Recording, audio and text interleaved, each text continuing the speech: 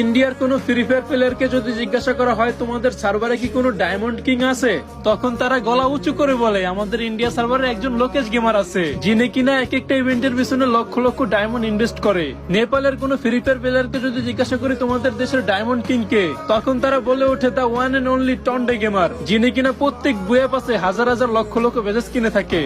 ইন্দোনেশিয়ার কোন free fire প্লেয়ারকে যদি জিজ্ঞাসা করি তোমাদের সার্ভারে বর্তমানে ডায়মন্ড কিং কে, তখন তারা বলে বর্তমানে কে সেটা জানি না, তবে একটা সময় ডাইলাইন প্রোস শুধু আমাদের ইন্দোনেশিয়ার ডায়মন্ড কিং ছিল না, উনি ছিলেন পুরো বিশ্বের নাম করা ডায়মন্ড কিং। বাংলাদেশের কোন ফ্রি ফায়ার প্লেয়ারকে যখন জিজ্ঞাসা করি আমাদের সার্ভারে ডায়মন্ড কিং কে, তখন তারা বলে ওঠে আমাদের বাংলাদেশ সার্ভারে ডায়মন্ড কিং হচ্ছে জিসান ভাই ওয়াইটি, যিনি কিনা একসাথে 1.5 লক্ষ বেজেস কিনে কামব্যাক করে পুরো বাংলাদেশের গেমিং কমিউনিটিতে তাক লাগিয়ে দিয়েছে। আর আমাকে যখন কেউ জিজ্ঞাসা করে বর্তমানে পুরো বিশ্বের ডায়মন্ড কিং কে, তখন আমি গর্ব করে গলা উঁচু করে বলি রাহাত FF71, যে কিনা তার একটা 1 লেভেলের আইডিতে কোটি কোটি টাকা খরচ করেছে। শুধু তাই না, বর্তমানে একটা বান্ডিলের পিছনে 11,11,000 ডায়মন্ড খরচ করে লিডার বোর্ডের রিজনের 1 নম্বরে এসে পুরো বিশ্বের ফ্রি ফায়ার প্লেয়ারদেরকে বুঝিয়ে দিল Rahat FF71 is a diamond king of the world.